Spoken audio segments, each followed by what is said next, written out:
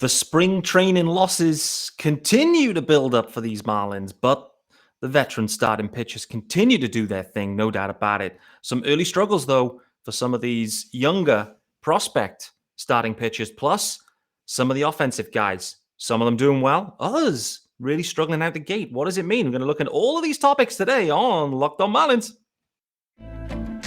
You are Locked On Marlins, your daily podcast on the Miami Marlins. Part of the Locked On Podcast Network, your team every day.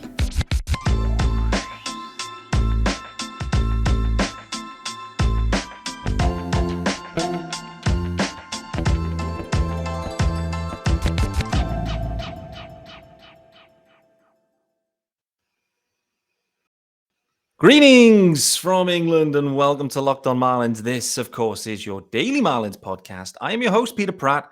Hit me up on Twitter mainly at Miami Marlins _UK. Hit subscribe to the pod wherever you get them. They are available everywhere, free, and is your team every day. And head over to YouTube if you prefer, if that's the right way of phrasing it. Hit subscribe there too. Why not? You get the visual version of this episode. And you'll see it's me alone, solo pod. Unfortunately, Sean Barrett couldn't make it. Well, he couldn't make it until later. So I've had to roll solo on this one. The Marlins just been spanked again by the Rays. Surprise, surprise. Not a shock that it was a low-scoring game early in the action there. Sandy Alcantara going against Sean's favorite guy, McClanahan, actually. So that was funny. Both of them going 2 2/3. Sandy ended up getting an earned run. As one of the runners came around to score in that one. But guys, what I want to talk about in today's episode, it's Monday, the 6th of March, by the way. And there's a few games to get into. We had last night's or yesterday's game plus today's. And there's some things that are in my mind. Firstly, I must say the starting pitching and the major league, the veteran starting pitching. Let's put it that way. Both Sandy wasn't as sharp today, by the way. Sandy definitely didn't have his A game. Walked a couple of guys, hit someone. That looked naughty, by the way. But equally, there was some nice moments for Sandy. He wasn't sharp, but what we did see was when there was trouble, he was able to. He had at least one double play that he rolled and a couple of other ground balls to get guys out. This is a thing for Sandy. When he's in trouble, he's not afraid to ask the question and roll those double play balls. It was the B team effectively today behind Sandy. It felt like a Sandy Alcantara start from 2021 or 2022 on a Sunday, a day game, a getaway game. Sandy's got the B team behind him. No run support. It must have felt like normal for Sandy. But what I'm looking at, particularly with Sandy, is how can this defense support him? This is going to be the question all through, particularly the early part of the season when the Marlins are clearly hoping to be really in it. We'll see how far they can stretch it. But really the question is going to be, can the defense hold for what Sandy Alcantara does on the mound? And what he does on the mound often is roll these double plays, roll these ground balls when he's feeling under pressure. Not that he shows that he's under pressure, but that's his get out clause in many ways. And that's the way that the ground balls is the way that he goes so deep into games. He's pitching to contact in a way that he's inducing these ground balls. Can the defense hold? That's going to be one of the main storylines of this Marlins season. They've made the changes. They've made some moves. I want to talk about Joey Wendle in the shortstop position in the second part of this episode. But they've made the moves to improve the offense, and maybe it's at the behest of the defense for a team that relies heavily on its starting pitching. Is that going to work? Is the offense going to take enough of a leap? Is Luis Arias and is Gene Segura going to be enough of a spark with the guys, and if those guys are healthy too, to take this offense to another level? Unknown at this point, but Sandy Alcantara, that's his last spring start for now. He heads over to join the squad for the Dominican ahead of the WBC. We're going to be seeing the Marlins up against Israel on Wednesday, so that should be fun. I mean, I'm not sure how we'd feel about it if Israel come in and do a job against the Marlins. I think Braxton Garrett is starting that day. So Israel will be feeling up for it, right? So I'm not sure where that would put them mentally, the Marlins, if Israel come in and do some damage. But we'll wait and see. We'll pray that doesn't happen. I also want to talk about Trevor Rogers. His first start out, it looked wonderful. Second start out yesterday against the Red Sox. Wonderful 3 innings, 1 hit. How many Ks? 2 Ks for Trevor. It's a scoreless start to the spring campaign for Trevor, and it just looks different. Sensational. Trevor is back. I would say his first start was even more impressive than yesterday's, but you piece these two together, and this is the Trevor Rogers that we all fell in love with.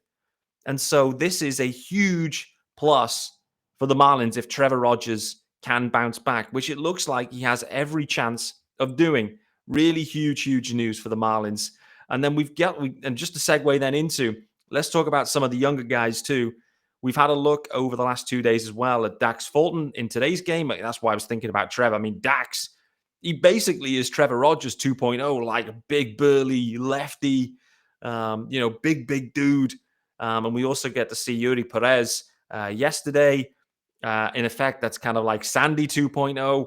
And it's fair to say both of them, they're obviously top, right up the top of the Marlins prospect status right now on lists.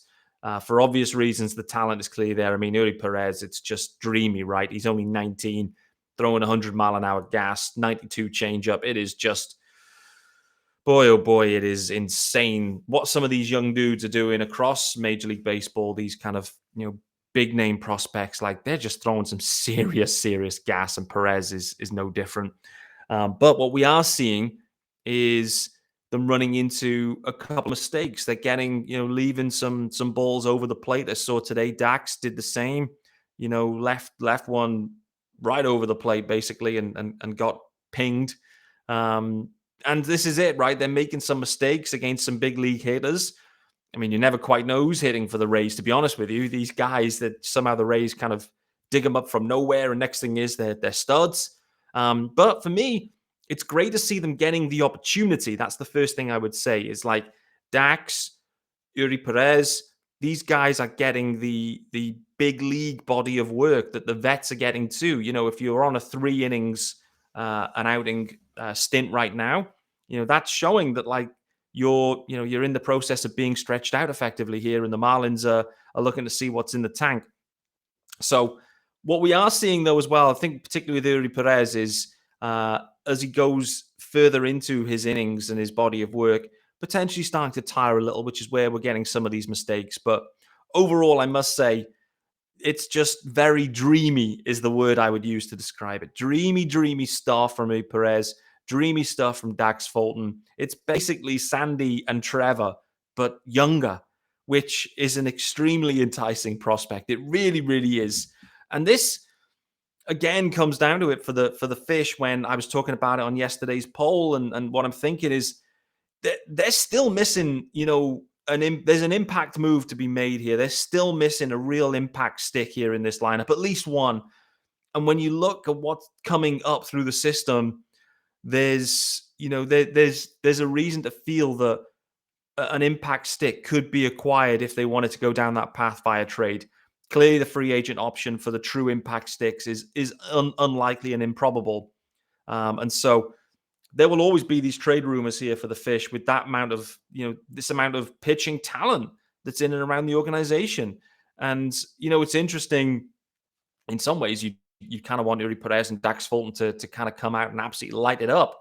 But it isn't all about the numbers. There's clearly going to be mistakes and growing pains. But I think, as you're sitting there watching them pitch, you're just extremely excited about what the future may hold for both those guys, whether that's with the Marlins or other organizations in the future. Who knows? But I think it has been interesting. Equally, we got to see Devin Smeltzer as well, given, again, he's being stretched out. Another guy that's being asked to not just do, an inning of work, like Smeltzer's, potentially long man, maybe goes into AAA and acts as kind of starting pitching depth. We'll wait and see. I think there's a good chance he should make the roster, to be honest with you. Fundamentally, when I watch him, it looks like a lefty Sergio Romo. Like there's a lot of similarities, both in terms of beard and the way he delivers the ball as well. But Smeltzer yesterday got himself into a bit of trouble, then came out of the game, and then Bice came in, and boy, oh boy, big boy Bice, he is big. Big, and then he got absolutely blasted there, Bice, as well, and that didn't help Smeltzer's line. But It's, again, another interesting outing for Smeltzer. The Marlins are clearly looking for him to maybe fill a long man or an SP role. I think he's putting, in many ways, his best foot forward. We saw Chichi Gonzalez again today. Chichi only given the 1 inning. So I think the kind of long man approach there for Chichi, maybe not the way forward. He's obviously struggled thus far. So good to see him have a clean inning today. What I'd say more generally is some of these non-roster guys that are kind of coming in, being asked to pitch innings here, there, and everywhere. A lot of them, a good chunk of them are getting blown up. And this is it. It's what I talked about in yesterday's pod. Like, doesn't feel like there's as much depth knocking around the around camp this time around. Like, there's like quite a clear variance from the major league guys, proven, the fringe guys, and then the non-roster guys. Like, it's quite a clear and obvious gap, which in many ways should be the case. But certainly it doesn't help the viewing experience as fans. I know it isn't about the wins and losses. It's about getting the work in. But the Marlins are effectively falling into the same pattern on every spring game. The game starts, starting pitching goes okay. One of the young guys comes in. We enjoy that. And then some fringe kind of bullpen arms come in and get blown up. And then the Marlins end up losing the game. Nevertheless, it's time for our first ad, guys. And then I really want to talk about some of the offensive guys.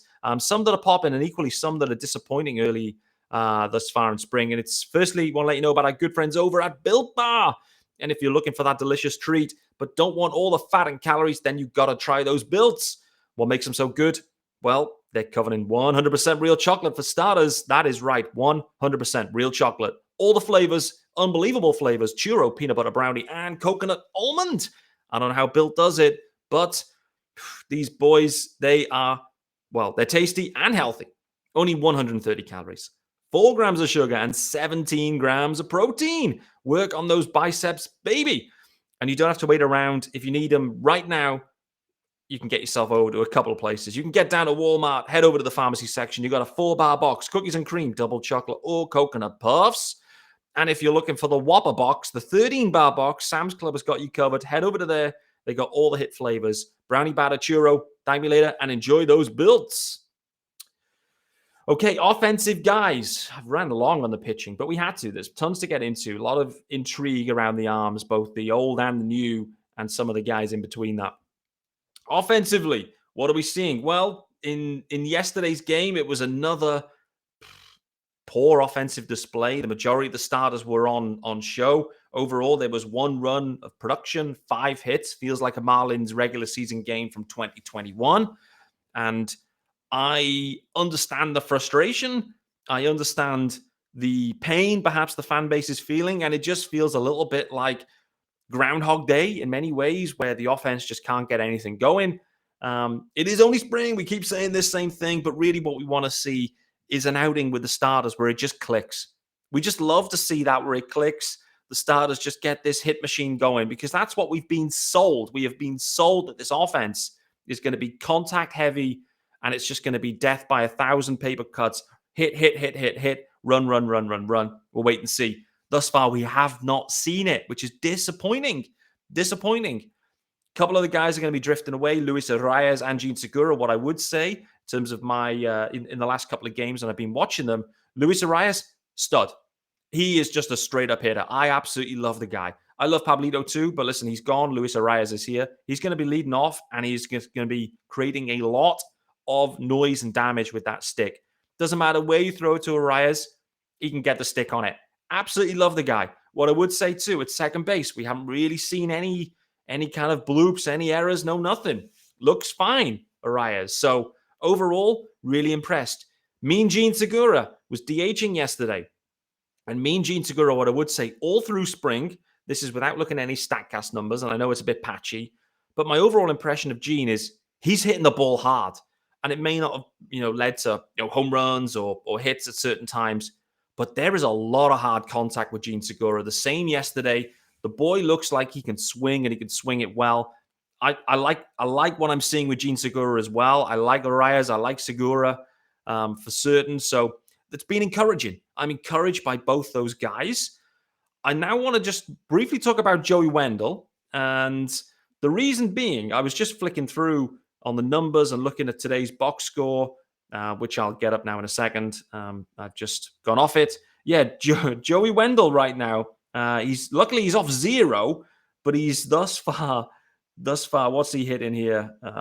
I've completely lost him. It was yesterday's game. That's why. Oh man, wrong game. Joey Wendle, he's hitting 083, an OPS of 166. Not good. A couple of at-bats were okay though yesterday, so must say that. However, we've all just forgotten about shortstop. Joey, Miguel Rojas was traded, and some people were happy about that, some weren't. We then were waiting for the news. We were understanding the battle. I was believing at that point Jazz Chisholm's going to slide into short. That's the plan. No, Jazz then slides into center. That leaves them then saying, actually, we're going Joey Wendle at short.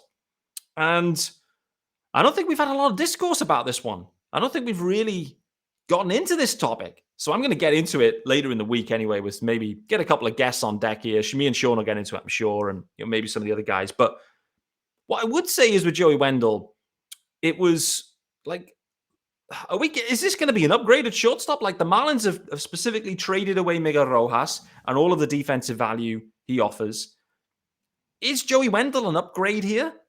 I mean, overall, when you piece it all together, you probably won't be, just because Miggy Rowe's defensive production will be so impressive.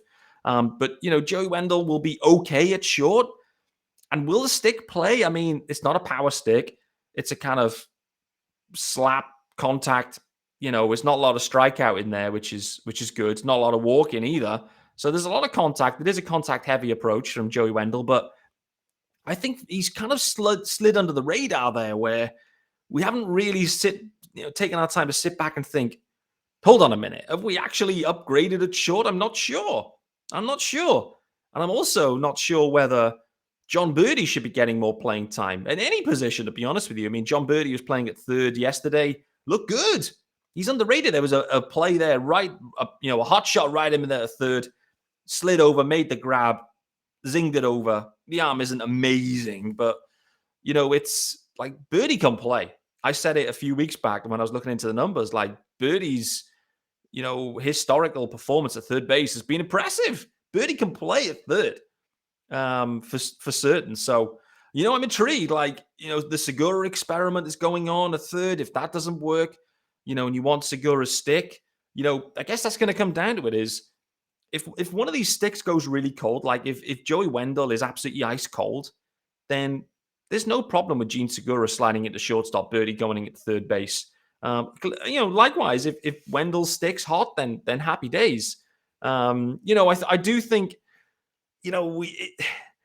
we've added two guys, but the position element, the shortstop position in particular, I think has slid under the radar for me. And I'm intrigued to see how it goes with Wendle. It has been a slow start in spring. Let's put it that way. Equally a slow start. Jacob Stallings, he's still not off the mark, so to speak. He's not had a hit yet. Average of zeros across the board. He has had a walk or so because he's got a 200 OPS, but not that impressive from Stallings. I absolutely love Nick Fortes. I said it the other week to Sean. Like his approach, his swing looks to me like an Austin Riley type of swing. It reminds me of him. I don't know why. It does. I'd love to see that kind of production out of Nick Fortes. I mean, that would be absolutely wild if that were to happen. But great to see as well today in today's game, a double from Jesus Sanchez as well, just to kind of wrap up on a few of the highlights as such, as many highlights you can get in a 4 hits, 1 run game with an error. But I would say Jesus Sanchez, nice double. Encarnacion, absolutely scorched one. So small wins here for the Marlins. The reality is we've been having the same games over and over and over again. Starters do okay, and then it just goes a little bit away. The offense really isn't clicking. Not amazing, but it is what it is thus far. Let's tell you about our good friends over at LinkedIn. And these days, every new potential hire can feel like a high-stakes wager for your small business. You want to be 100% certain that you have access to the best qualified candidates available. That's why you have to check out LinkedIn Jobs. LinkedIn Jobs helps find the right people for your team faster and for free. So you can get your job added to LinkedIn Jobs with a purple hashtag hiring frame. to your LinkedIn profile to spread the word that you're hiring. Simple tools like screening questions make it easy to focus on candidates with just the right skills and experience so you can quickly prioritize who you'd like to interview and hire. It's why small businesses rate LinkedIn Jobs #1 in delivering quality hires versus leading competitors. LinkedIn Jobs helps you find your qualified candidates you want to talk to faster. Post your job for free at linkedin.com/LockedOnMLB. That's linkedin.com/LockedOnMLB to post your job, yes sir, for free. Terms and conditions do apply. All right, guys, we are 20 minutes in, just over 2 ads. It's all been squeezed in. Tons happening here. In summary, to wrap today's episode up, after the Marlins take another beating, after they got a beating yesterday in very similar fashion, starting pitching, the veterans looking strong and positive. The prospects are showing some growing pains. It is what it is, but the talent is there. Non-roster invitees, limited amounts of them are popping right now. Offensively, it's been a bit of a slow, sluggish start. I've got my eyeballs on Joey Wendle. I'm calling it out. Got my eyes on Joey to see what he can do. It has been a sluggish start. Jacob Stallings equally. The question there with Stallings, spoke about it already. I think we all see the offensive upside in Nick Fortes. Is there a chance that Nick Fortes starts to take a little bit of playing time away from Jacob Stallings? One note that I didn't mention, who caught Sandy Alcantara today? Nick Fortes. Does that mean anything? Probably not. Jacob Stallings has been basically Sandy's personal catcher.